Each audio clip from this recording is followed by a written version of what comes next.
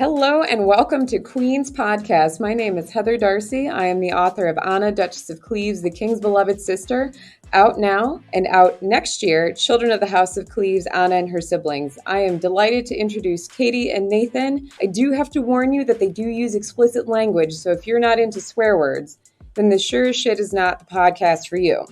However, after you finish listening to this episode, if you'd like to learn more about Anna or women's history in general, I'd encourage you to head over to my website, maidensandmanuscripts.com. Cheers, bitches. Hi, this is Katie. And this is Nathan. And you're listening to Queen's Podcast, the show about badass women in history.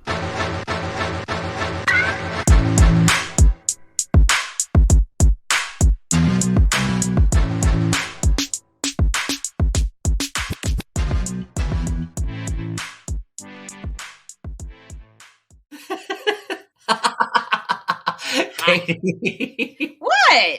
You're hilarious. Like, there's a counter whenever we start to record, and Katie was like, 3, 2, 1, showtime. Well, it is showtime, Nathan.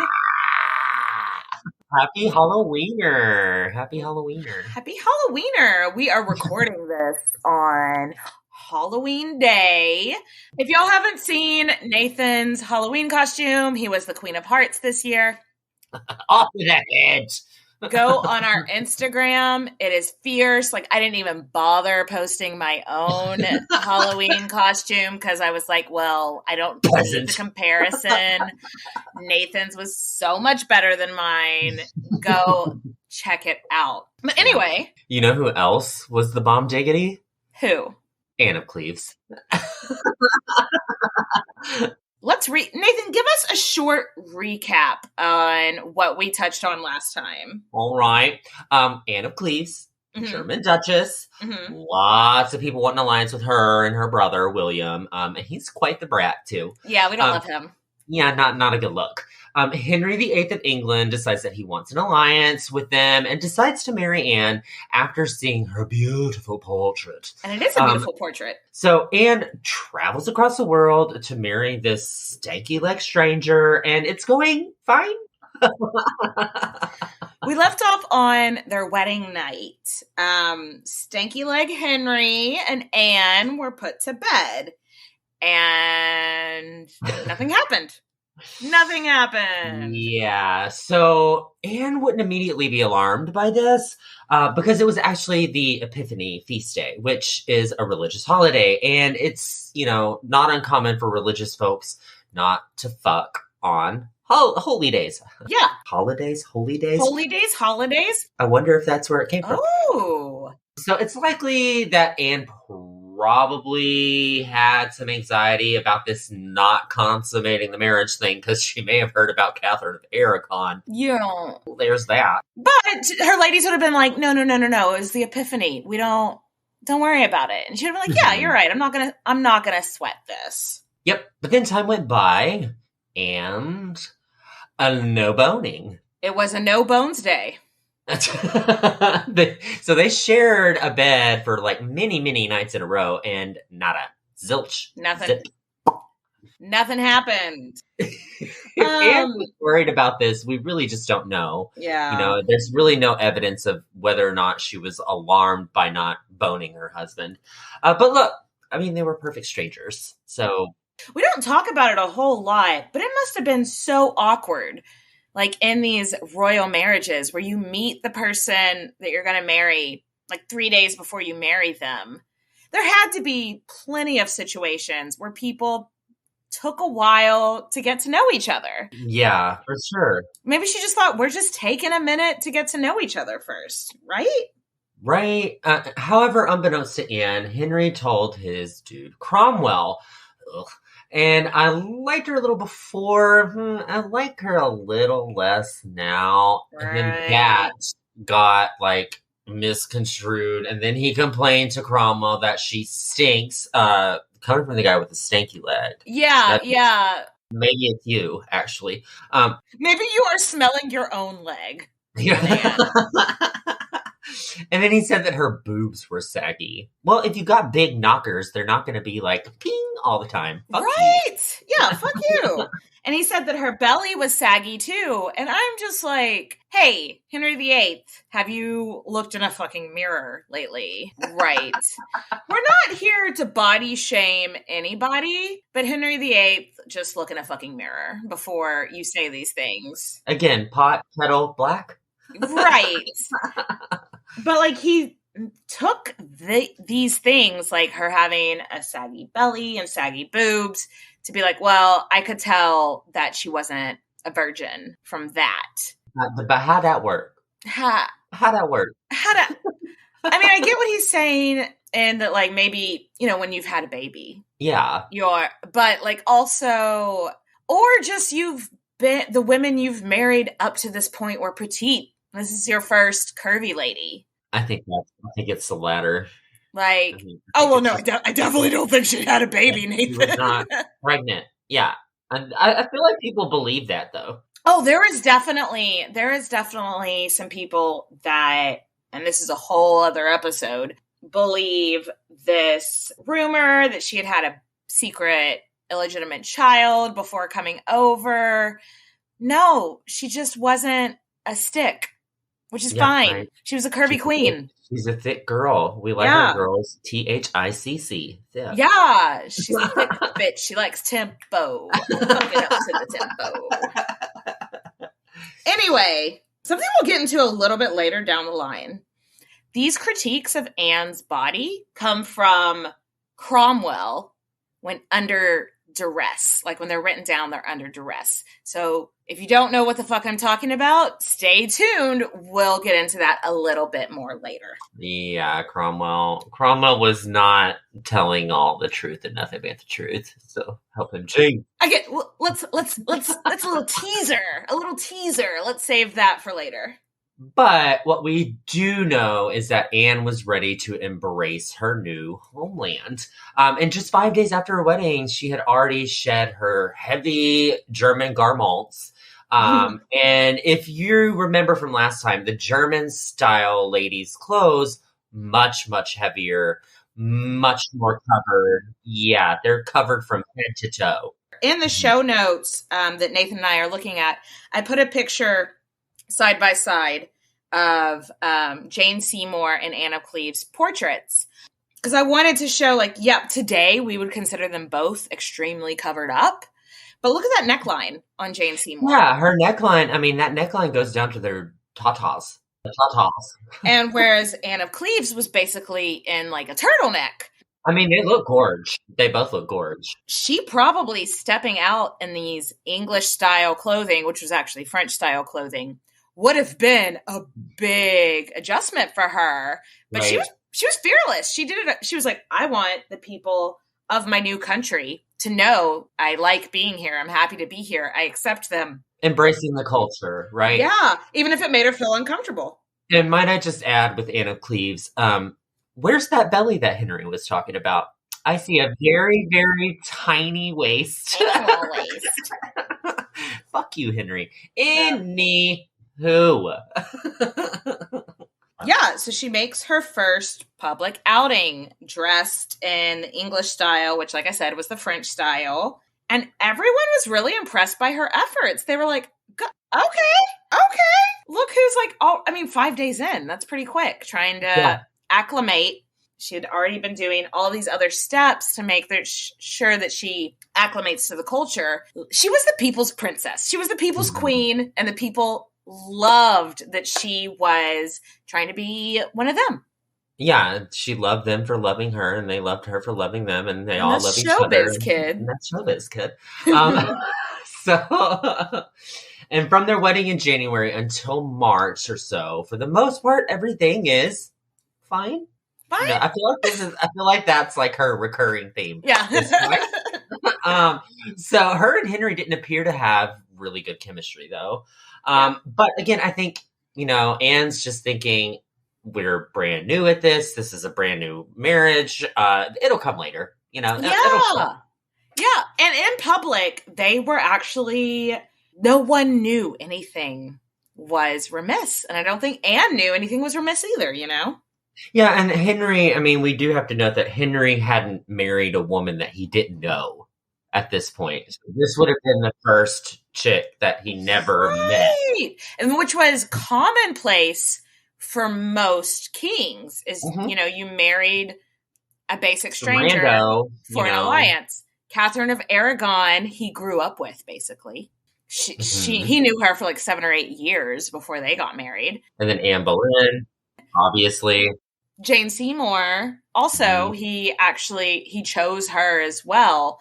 So this is the first time he's having to deal with what most nobility do in these arranged marriages. Yeah, for sure. He didn't like it. I mean, I wouldn't like it, but also I'm not a Renaissance king. So spoiler alert.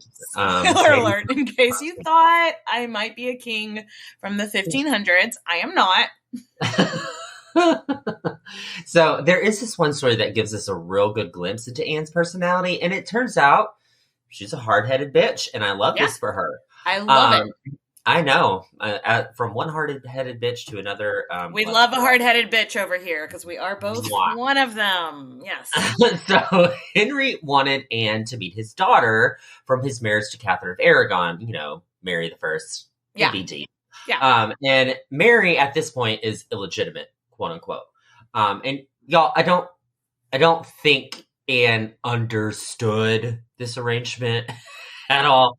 Because to her, if someone's saying, "Oh, this is the king's illegitimate daughter," why am I meeting this bastard? Right? No one, but like Mary Tudor, Mary the First situation was so unique in the world.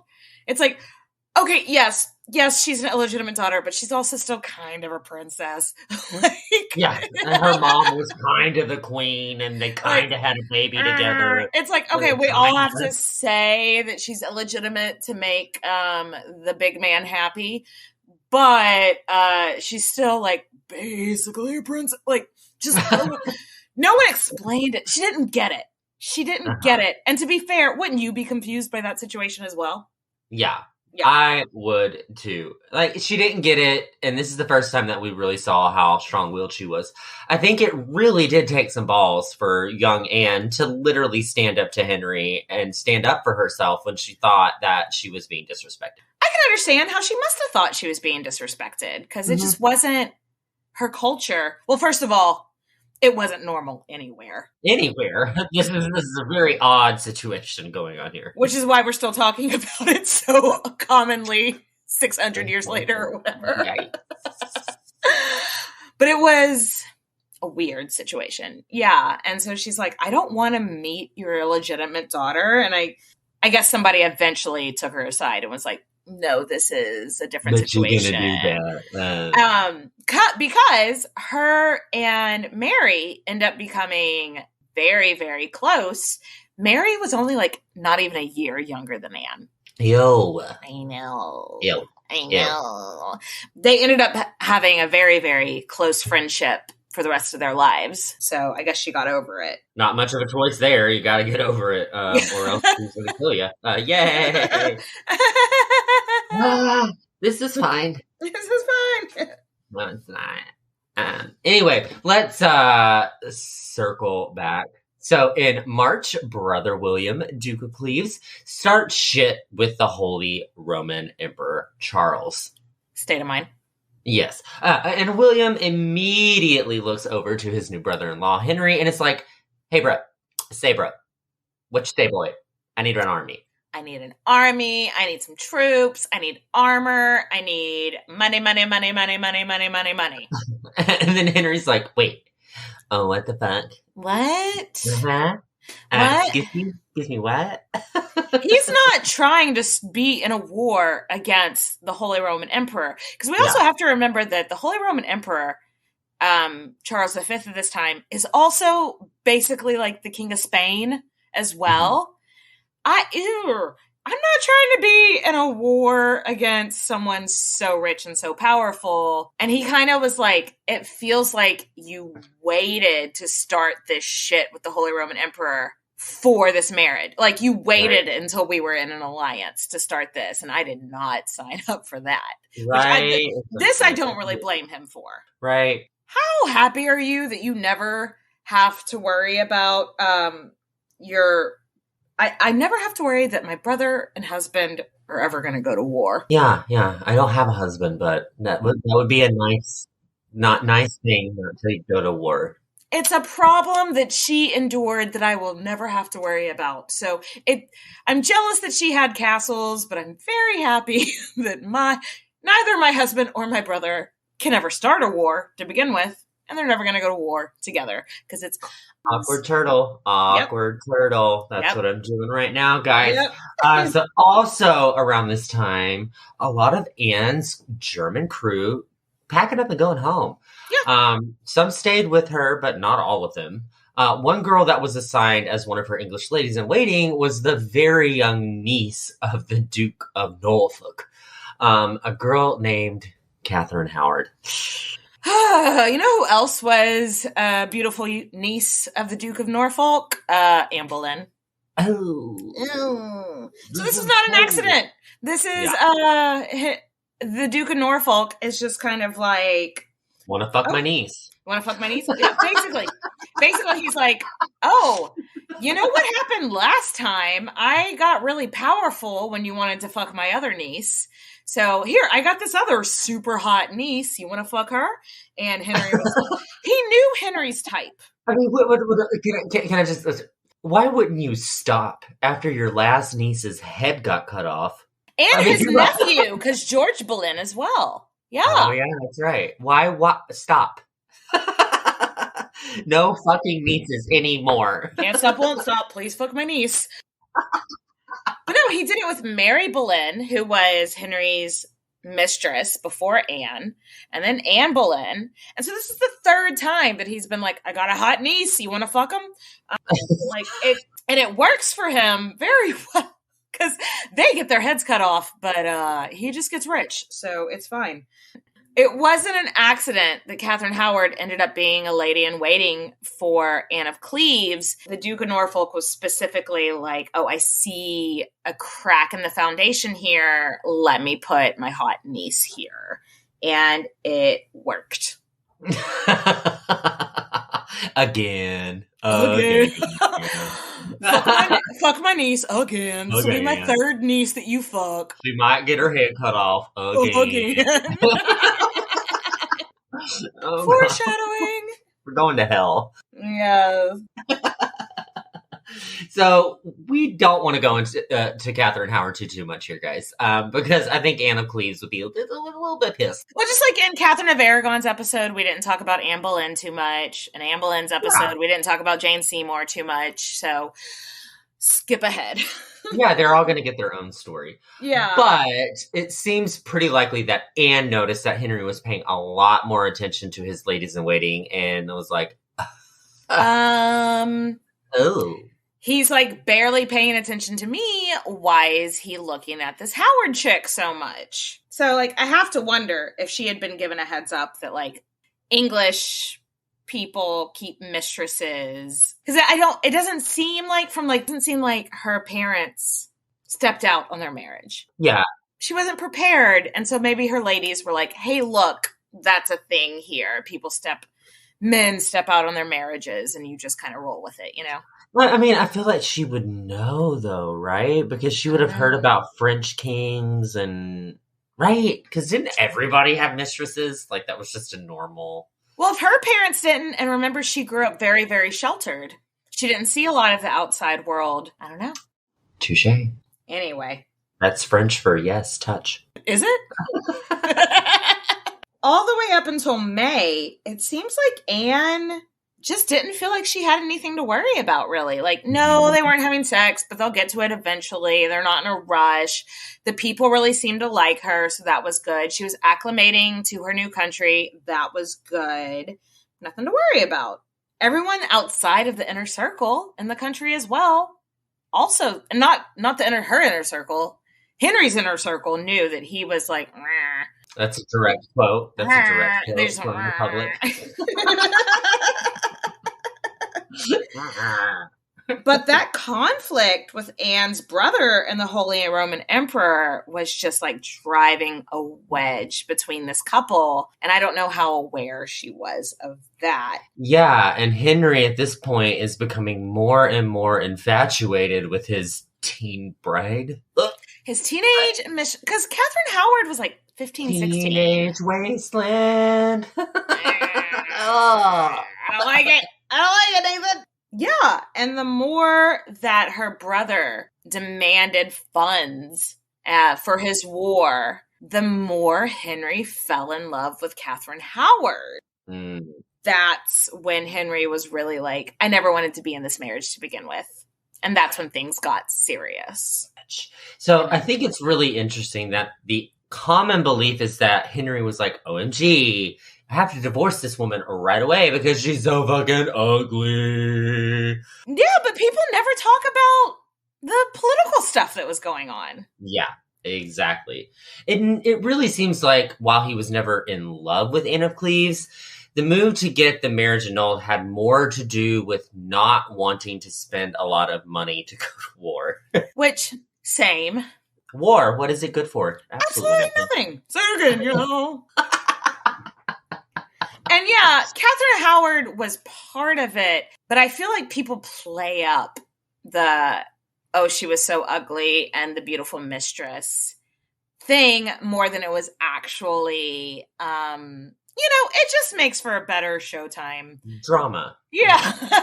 3, 2, 1, showtime. So in June 1540, about 5 months after their wedding, Henry's dude comes up to Anne and they're like, hey, so the plague and, ye old sweating sickness, this is a whole thing here in the summer. So as a precaution, we're going to send you out of the country to this place called Richmond Palace. If Anne asked why her husband wasn't coming with her, it's really not noted at this point. Mm-hmm. But I don't know if she's suspicious or not at this point. So As soon as she was out of town, Henry's crew hit the ground running on ways to get him out of this marriage. Marriage is what brings us together today. Around this time, Thomas Cromwell had actually been arrested and charged with treason. Treason! Off with his head. Yeah, On June 10th, he was arrested and taken to the Tower of London. Basically, Henry was like, you got me into this alliance without doing your due fucking diligence. I'm pretty eager to cut off everybody's heads. He loved cutting heads off, in case you didn't know. That's a spoiler. Favorite pastime. And so he was like, you got me into this alliance without doing your due diligence. I didn't really want to be in this marriage. You pushed it. And the Duke of Norfolk was whispering in his ear, being like, he did this because he hates you. He did this because he wants to ruin this country. This Duke needs to shut the fuck up. Thomas Cromwell isn't always a sympathetic character, but I do feel bad for him. I really do think he didn't have any ulterior motives in this one thing. I don't feel bad for him because he is the reason that Anne Boleyn got her head cut off, but I do feel bad for him. Agreed. I don't think it was called for all of this bullshit. But at this point, Henry is just so paranoid. Yes. He has lost his mind and he's ready to believe anything, any conspiracy theory, like QAnon, sign him up. While Cromwell was in jail, he was asked to provide a detailed report of like what Henry said about his relationship with Anne of Cleves. Mm-hmm. All of these things that we know where they come from is this report that Thomas Cromwell provided while in the Tower of London being charged with treason. So of course he's going to say whatever he can to get out of, the Tower of London of it all. You know what I mean? Yeah, the Tower of London of it all. I mean, we told you we were going to circle back to this duress that Thomas Cromwell was under, and here we are. Detailed account was, number one, Henry didn't want to marry Anne in the first place. Mm-hmm. Number two, that he believed her to not be free to marry and forced him into the marriage anyway. Mm-hmm. And number 3, they never consummated the marriage. Right. So, wham, bam, thank you, ma'am. 3 strikes, you're out. And that's where we get, like, Thomas Cromwell's report. There is where we get the, like, ooh, she smells, her boobs are saggy, her belly's big. Okay. This is like the 15th century. So, 16th century? Wait, 15th century. 16th century. Everybody smells. Yes. You all smell horrible. Deodorant has not been invented and soap is expensive. So first of all, you all smell bad. But this comes from a man being charged with treason sitting in the Tower of London. Yeah, and this is where we get all these famous reports of her being ugly. And this is literally where it all comes from. So don't think it's true. Because the guy that painted her portrait would not have painted an inaccurate portrait. Right. And her portrait is very pretty. Whereas the guy sitting in the Tower of London thinking maybe if I make her sound unfuckable enough, it'll save my life. Yeah, he's more likely to fib a little bit there. We got the motive here, Katie. She. All right, so now that we know where that all comes from, we're going to let you guys marinate on that, and we're going to take a quick break to refill our drinks.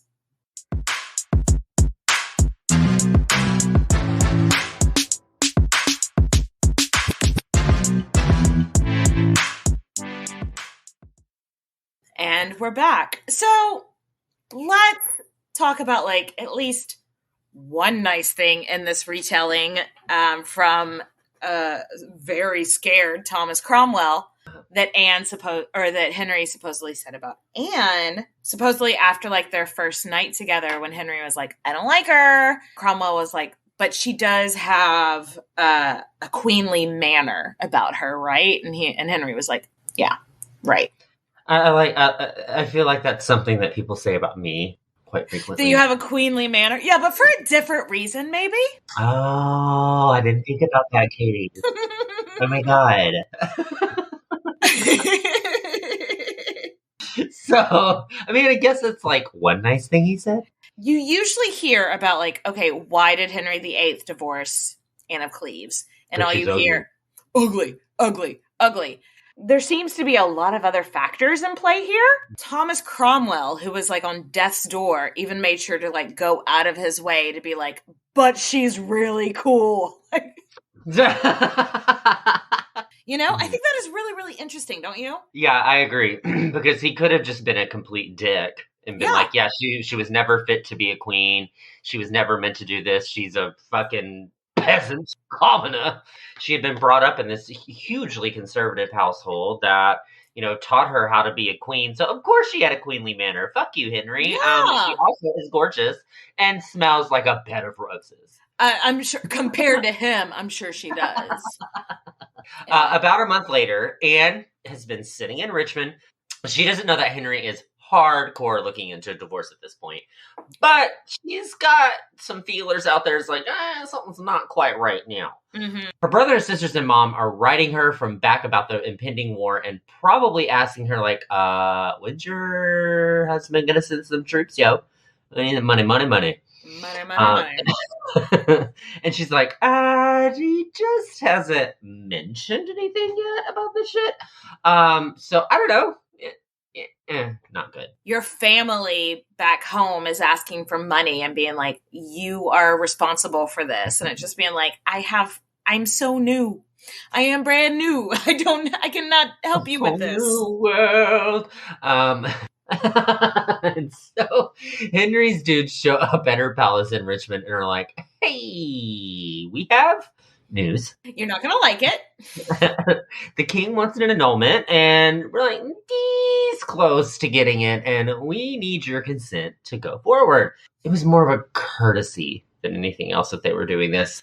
And then Anne, floored, gooped. Some people say that she screamed. Some people say that she passed out.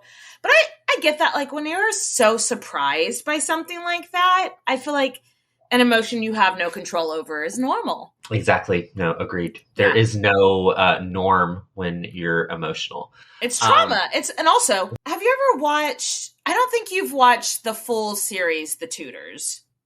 Mm-hmm. So Joss Stone plays Anne of Cleves. Oh, really? Yeah. Famously super ugly Joss Stone. Yeah, she's hideous. Gorgeous and beautiful and sings like an angel.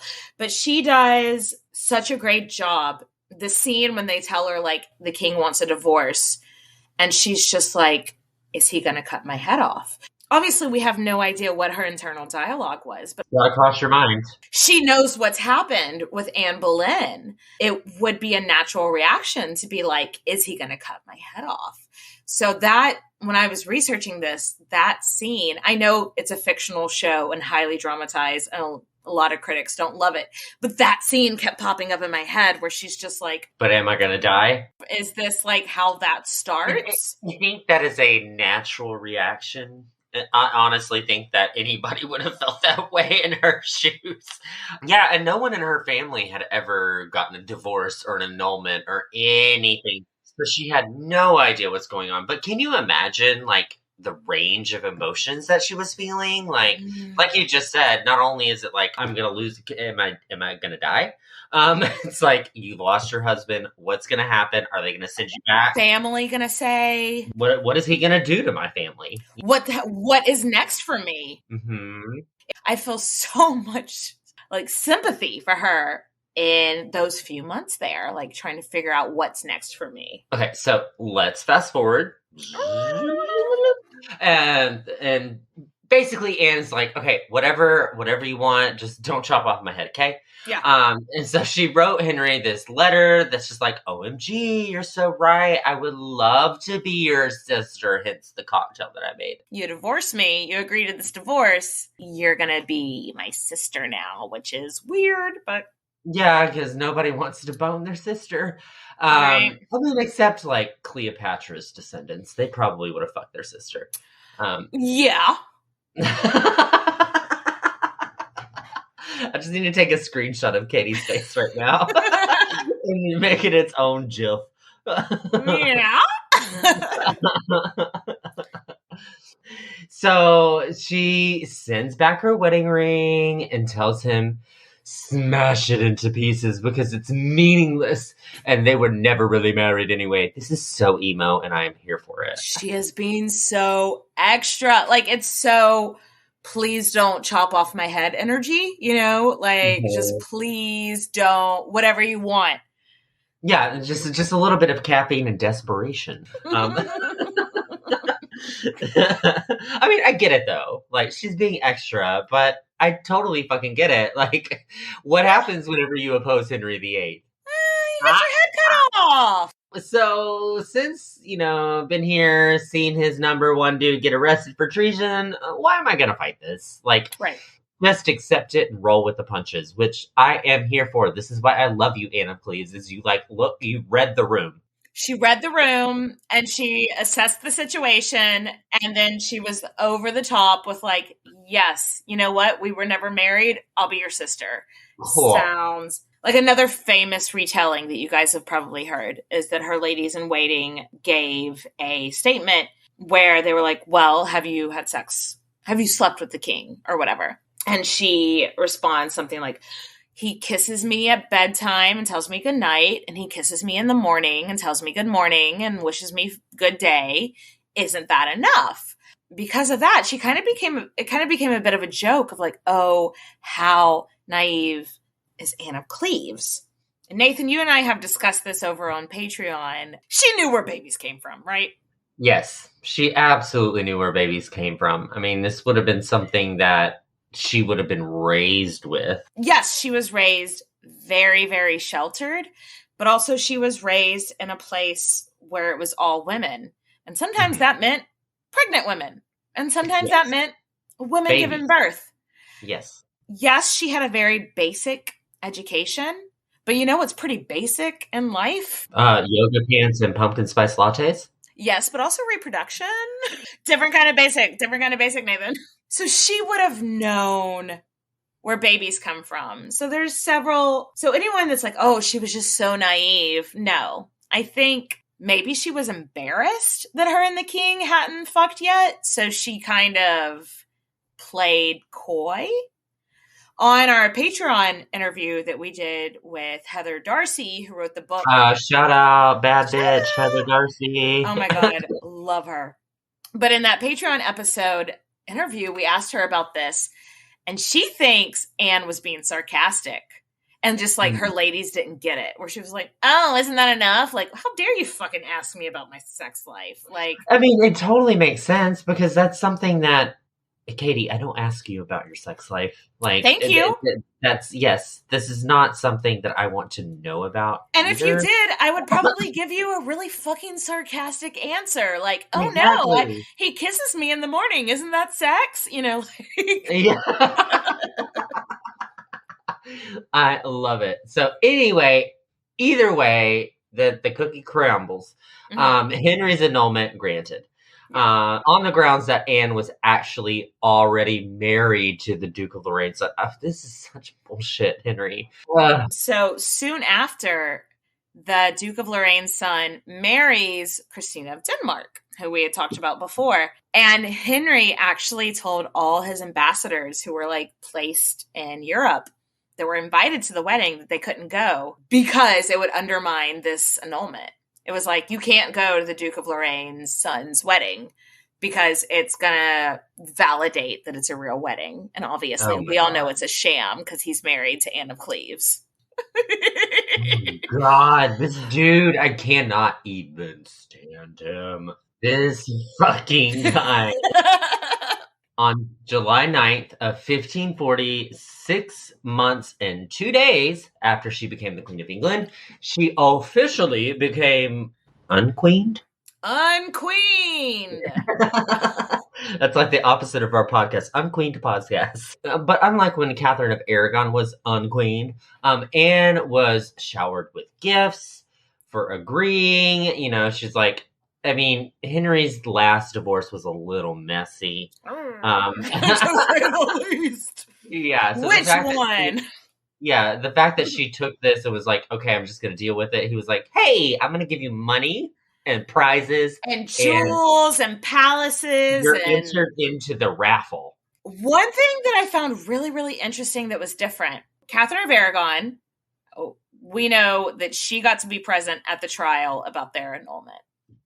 Because if you remember, Queen's Podcast he had Classic, the drama speech mama. Nathan did a reenactment of the drama speech mama, and it was fantastic. but it turned a lot of people against Henry. And then Anne Boleyn got to defend herself as well at her trial. Everything about that was bad for everybody. Anne of Cleves was never given the chance to have representation. Like, it doesn't move the story forward or anything. I just think that's sad and fucked up. Yeah, totally sad and fucked up. She had no voice, no say in anything. So, I mean, of course she had to take it and just... She didn't feel supported. She didn't feel like she had another choice. There was no way. There was no way. But now, she's rich, bitch! Yeah, she's a rich divorcee. She's going on the next bar hop tour and, you know, picking up some bills. Henry gave her castles. I don't know. I mean, it sounds like I want a castle. You want to divorce me and give me a castle? Sounds good. Yeah. She got castle. She got jewels. Most famously, the castle that she loved the most, and it was like her primary residence for the next few years, was Richmond Castle. And she was also, this is such a weird shade. She was given Hever Castle, which is where Anne Boleyn grew up. That is a weird shade. That's a very weird shade. Like, wait, Anne Boleyn? Like, the one whose hand you got. Maybe it was like, remember, don't fuck with me. Yeah, right. I would. That's probably what happened. But I mean, I would see more irony if he gave her Catherine of Aragon's old castle. You know what I mean? Like, because that's the divorced wife. Yeah. So he put the divorced wife castle. So it's like ye old divorcee castle.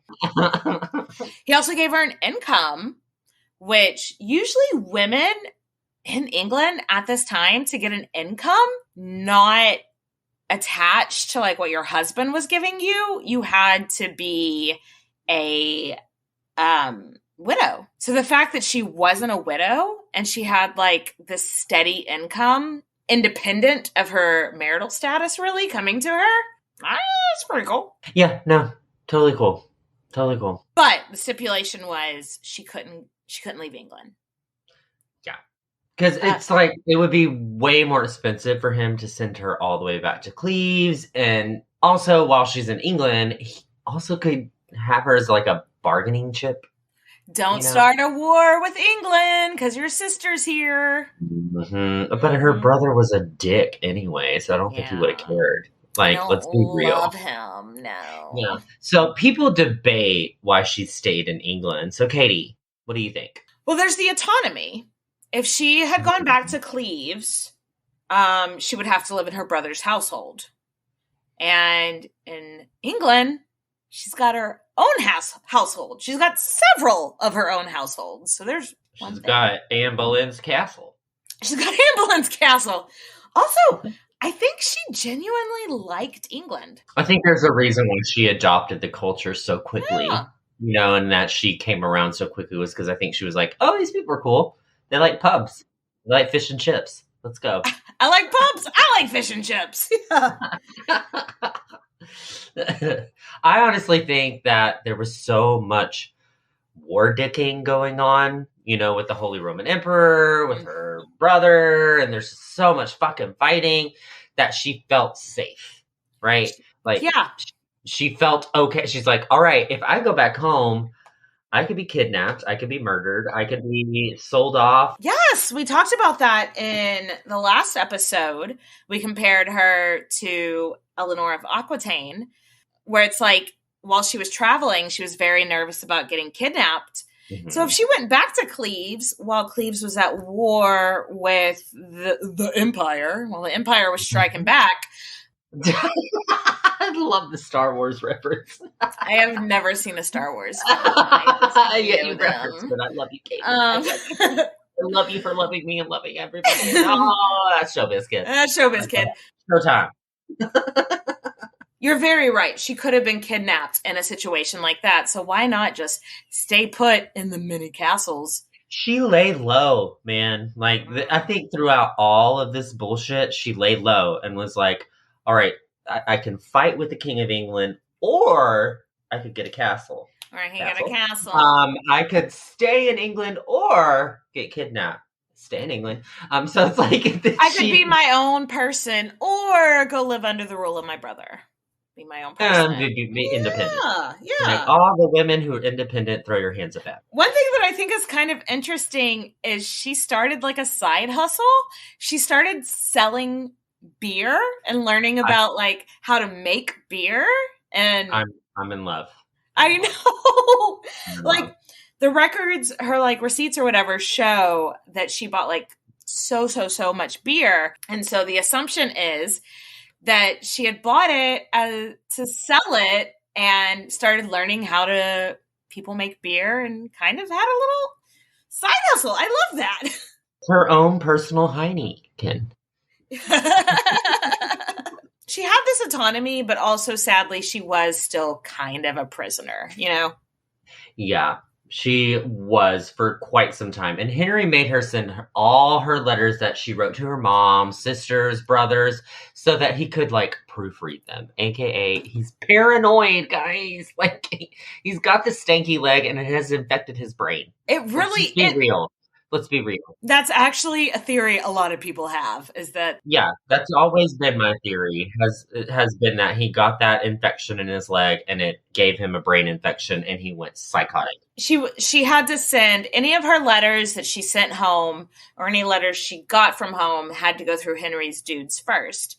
But because we love a sneaky bitch, it's almost certain that she was like hiding letters in like books or whatever and then giving to somebody that was like in her inner circle who then would send them without, but then also sending letters that she went to Shady Lady University, Katie. She went to Shady Lady University and I am loving it. Yeah, like, you're gonna try to proofread all my letters to my mama? No.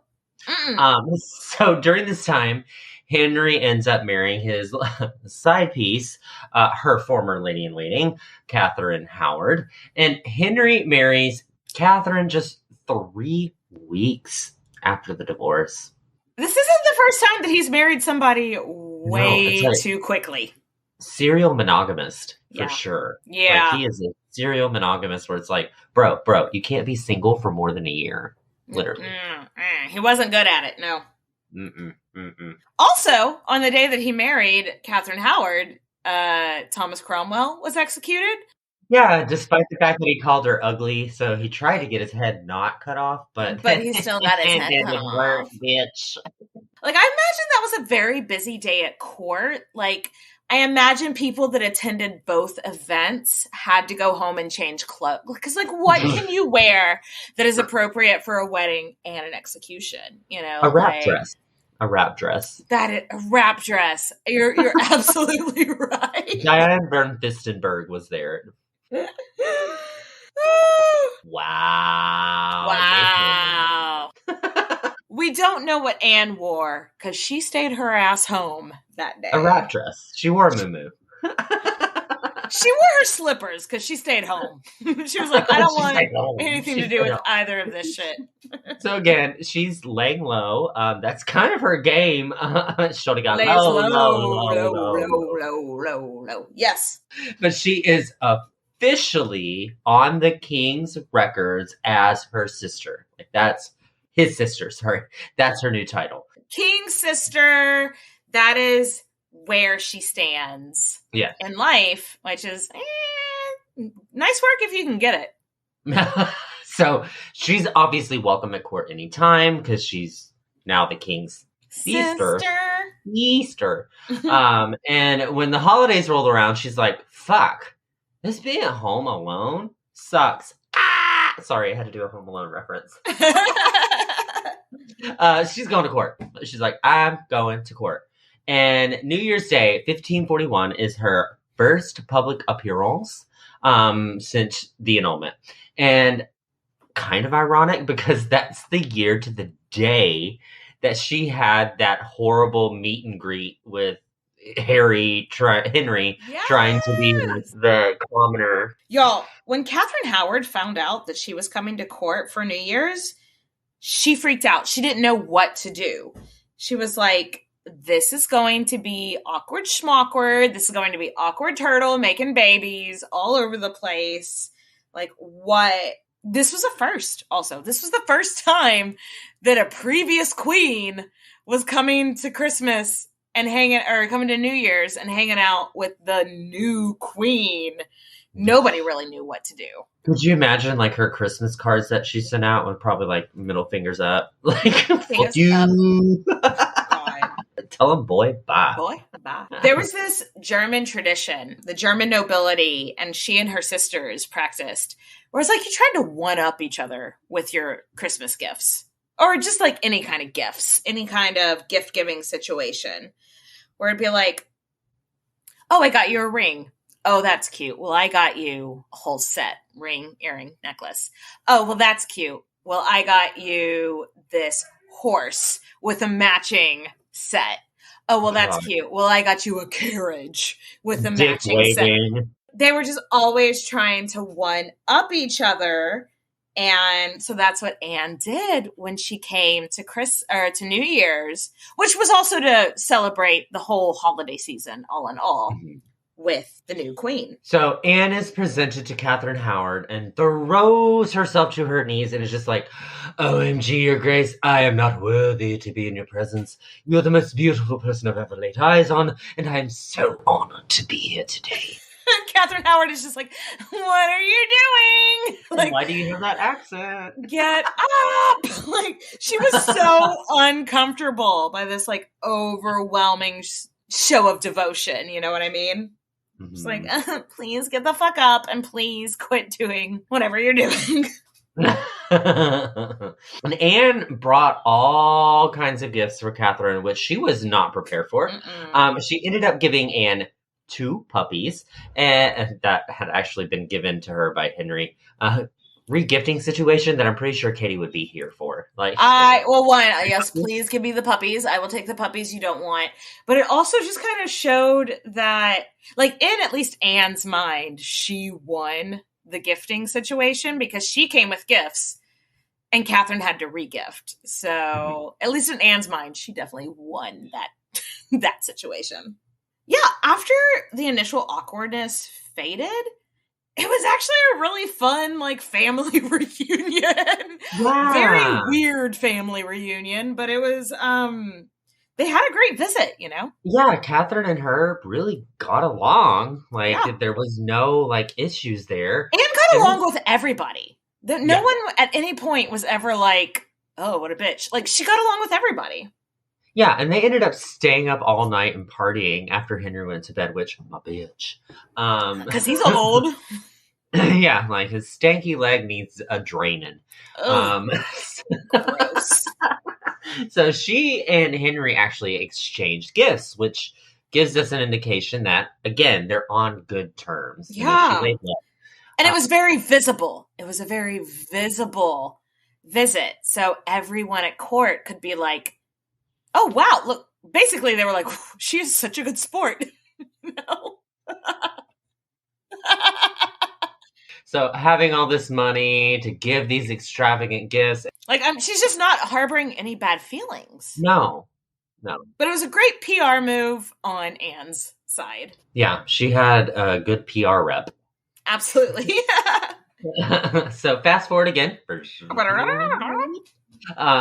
And Henry is single again. Catherine Howard has a huge downfall. And after about a year and a half of marriage, she was executed. Surprise. She was executed on February 13th, which is actually my wedding anniversary. So, aww. Question mark? Honestly, everyone thought that Henry and Anne would get remarried. Like, that's just, both in England and overseas, everyone just thought, oh, he's going to remarry Anne. Yeah. Makes sense. Because once again, the tables had turned and he once again really needed an ally in Europe.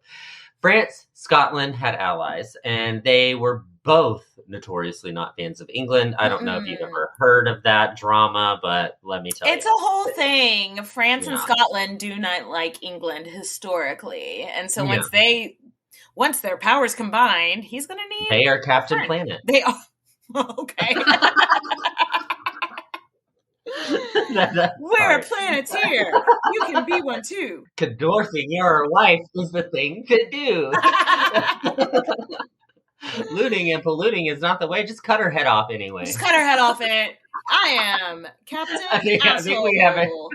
I think we have a new Henry VIII tagline. Absolutely. Captain Asshole. Anyway. So it seems like Anne, kind of thought that they were going to get remarried too, and was really hoping, fingers crossed, maybe this could happen. She and Henry had a really great friendship based on, their relationship at this point. Was she ever in love with him? No. But they got along really well, and being queen sounds kind of awesome. It's got a nice ring to it, Yeah, Queen Nathan, Queen of Hearts Nathan. Yes. I am here for it. Fun fact, while she was for that 6-month period when she was Queen of England, she would write to her sisters and brother and just sort of be like, kind of like how we talked about how they would one-up each other teasingly with gifts. Apparently they would do that. She would do the same thing in her letters to them, being like, oh, but are you a queen? No. Well, last time I checked, Queen trumps Duchess, Queen trumps Duke, so LOL. So there was probably also an element to that where she wanted to get back her status so she could continue that with her family dynamic, which is petty, and I'm here for it. I would do the same thing. I love it. I know. I love it. Now she's eating some serious crow, so I think she wanted to be queen again, mainly out of spite. Maybe, and I'm okay with that. But despite the pressure Henry was... I see what you did there. Yeah, you see that? Henry was getting to remarry Anne. He had no interest in getting remarried. Yeah. No, negative. I mean, he would have to admit that he was... wrong. Are you okay? Are you okay, King Henry? Or did it nearly kill you to admit that you were wrong? Wrong. No, but you're right. He would have to admit the whole annulment thing was a misstep. So he was never in a million years going to do that. Yeah, but at least he had the balls to come to her home and tell her in person. You know, he didn't send a messenger to do this bullshit. Which, I mean, I thought shows a level of respect that I don't think we normally see from Henry VIII. No, he didn't tell Anne Boleyn in person, "Hey, I'm having your head cut off." You know, he had other people. Could you imagine? He hid away and had other people tell her. Mm-hmm. But with Anna Cleves, he came to tell her personally, like, "Hey, I know the rumors and they're not true. Sorry about it," you know? Yeah, it's like, don't start no shit. There won't be no shit. And he just didn't want to start any shit with her. And I honestly think that like shows the level of respect that he had for her. I agree. Very, very uncommon for him. It didn't stop the rumors, though. He stopped the rumors with her, letting her know it's not going to happen. But still, all over Europe and England, people were like, "Oh, he's going to remarry Anne." Oh, yeah. I'm sure he was in the tabloids, and it was like, is he fucking her again? Oh my God. So many people thought that. To the point where Anne even got wedding gifts from like their allies over on the continent, being like, congratulations on your wedding, your upcoming wedding. Here's some gifts. And she's like, it's not happening, y'all. That's how serious these rumors were. People actually thought it was happening. And like everyone and their mother is whispering about these rumors at this point. And they're even saying that Anne is pregnant. Look. Love a good gossip story. I love it. I'm here for it. It's something in historical fiction books. Very entertaining. But did it actually happen? No. There's this whole big conspiracy that Anne gave birth to an illegitimate child. But I'm just like, I feel like if she had an illegitimate child, she would have leveraged that for a remarriage. And like, no. Yeah. End of conspiracy. No. Right. So after Henry married Catherine Parr, Anne pretty bummed out at this point. Yeah. So she experienced some bad health, maybe some mental health issues, little depression. Mm-hmm. I've been there. Then she got some news that her mother was very, very ill. So she wanted to go home. But Cleves was in like a million different battles, and it was simply way too dangerous. That year, her mother died, and her brother lost like half of his land holdings. So like Cleves has gone from this very, very powerful and rich duchy to like not so much, you know? Mm-hmm. Oh, that I'm sure the blow of not re-queening, her mother's death, and the news of your homeland, it took a toll on her health. And like, I feel like that's the most relatable thing in the world. Yeah. Yeah. If my family lost everything, I would kind of be a little depressed. I hate this story for her. So in January of 1547, 7 years after Anne arrived in England, Henry VIII goes kaput. He did. I tell you, he did. Thank God. Sorry. If anybody likes Henry VIII, you're alone. And things took a turn for Anne at that point. The 9-year-old Edward is now king, and he's like, is she not my real aunt? Babies don't need jobs. Direct quote. Babies don't need jobs. Yeah. Actually, Edward probably really liked and adored Anne and did think of her as his like real aunt. But since he's 9 years old, babies can't have jobs. He's not really calling the shots. And so they cut her income drastically. Like she was getting a very, very comfortable income, and they just like nixed it. Like, nope. I mean, she still lived in castles, but like, how do you maintain those castles without the money to pay the staff?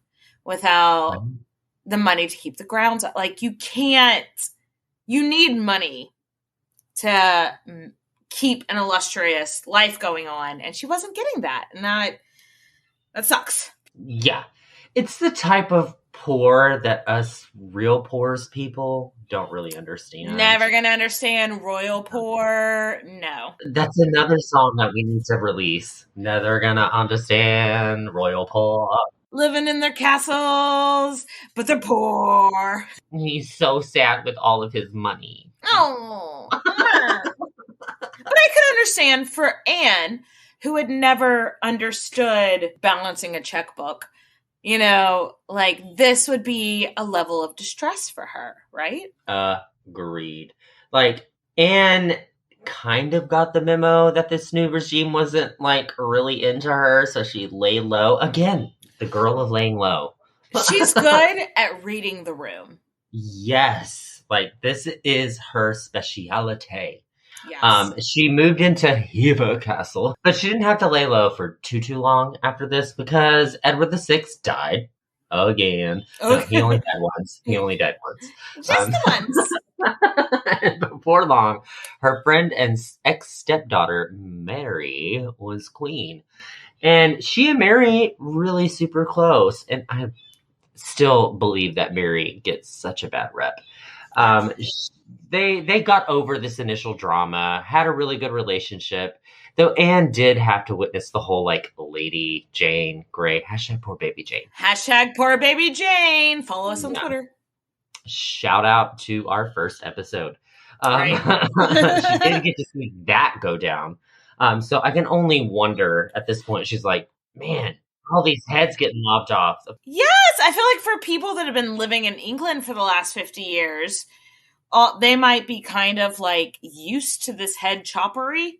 For someone that didn't grow up there, you might be a little bit like, what the fuck? Yeah, you know? Right. This little girl getting her head cut off. Right. So at Mary's coronation, Anne and Elizabeth rode in on a carriage right behind Mary, and they sat at the bougiest table, and they had feasts. And basically, she was once again treated like one of the higher ups in the royal family. Yeah. So I'm sure Mary kind of felt sorry for her and sympathized with her because Mary was also banished and, like, sent off. And so there was that commonality there. I really do think the two of them, one, they were the same age. And two, they had both what? Yeah.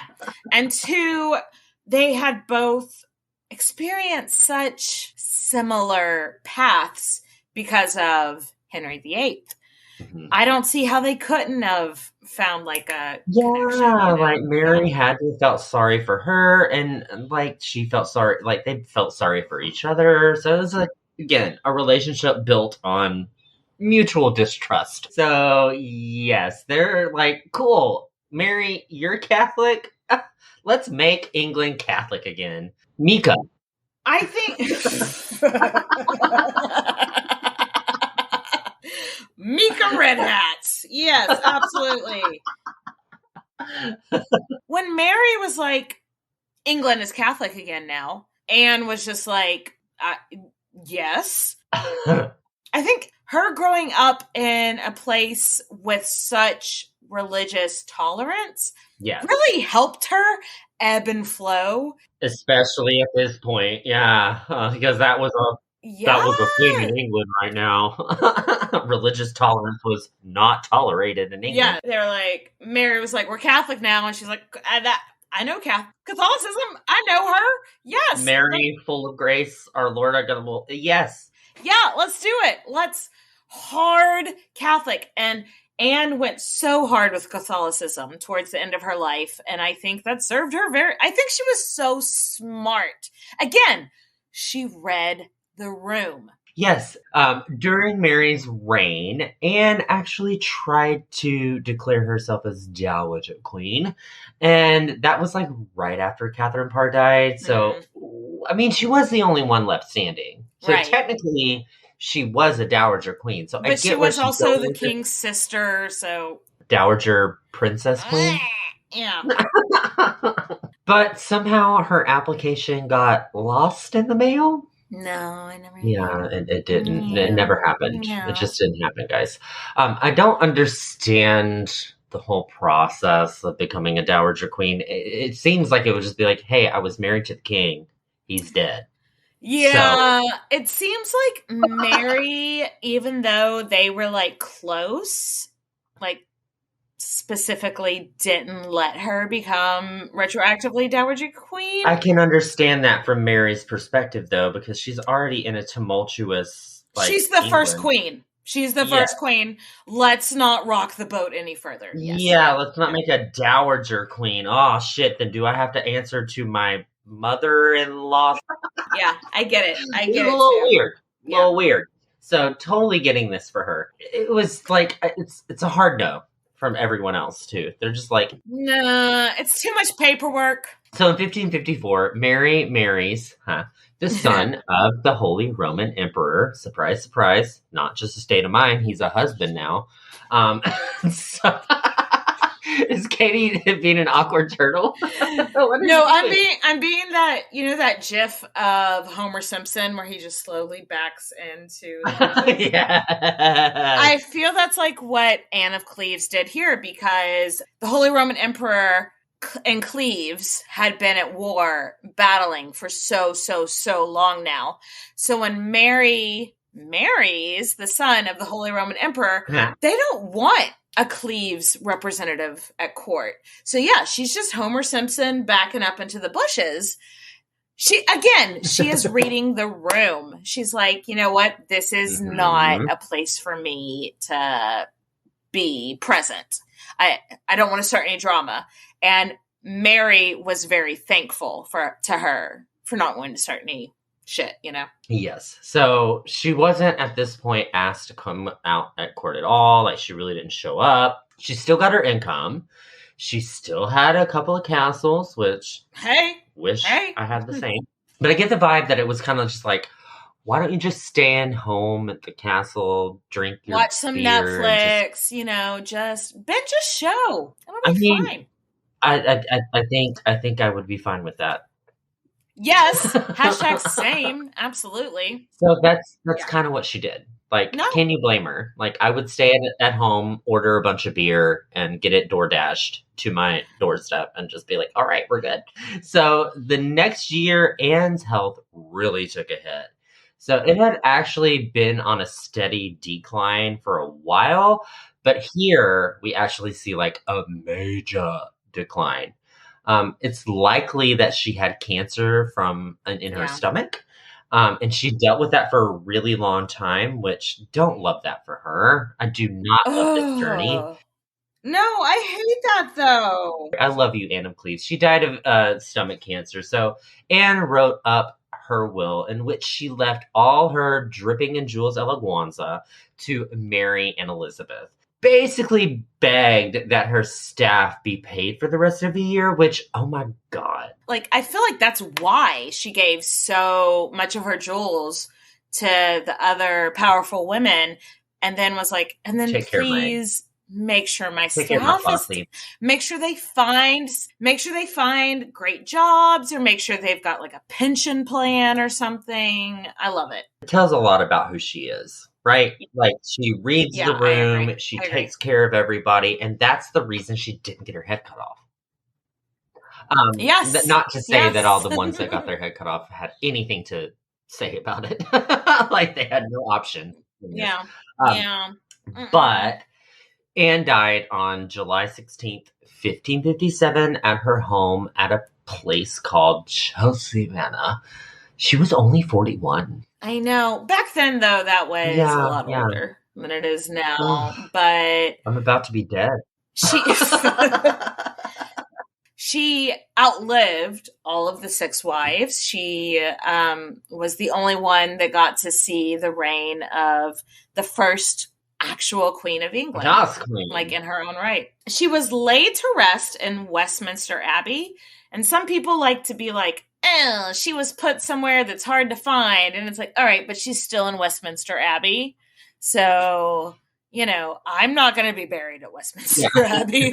I don't think she's going to protest about this decision. She's fine with it. In the book that we read by Heather Darcy, that we interviewed her, she ends the book with being like, after Anne's death, Elizabeth becomes queen. And Elizabeth showed a huge amount of religious tolerance that wasn't typical of English court or European courts at the time. And I wonder who she learned that from. Right? Isn't that a fun theory that maybe she got that from her dear friend, Anne of Cleves? Agreed. So, I mean, I'm just going to, unpopular opinion, my favorite Tudor queens are definitely Catherine of Aragon and Anne of Cleves. Those two are my two favorite.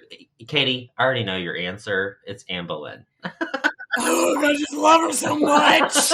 But it doesn't mean I don't love Anne of Cleves also. Yes. I can love all of them. Right? She was a smart woman that knew she could put her fingers on the pulse that a way that not all of these women could, not all of these people could, period. So let's raise a glass to Anne of Cleves. Cheers, bitches. Cheers, bitches. All right, guys. Catch y'all next time. Thanks for listening, guys. Yeah, if you want to hear something, just email us at queenshistorypodcast@gmail.com. And follow us on social media platforms like Facebook, Instagram, Twitter. We have a really great Facebook discussion group. We'd love to see you over there, too. And if you're so inclined, we do have a Patreon account if you need more Queens content in your life. Yes. Thanks for listening, bitches. Cheers, bitches!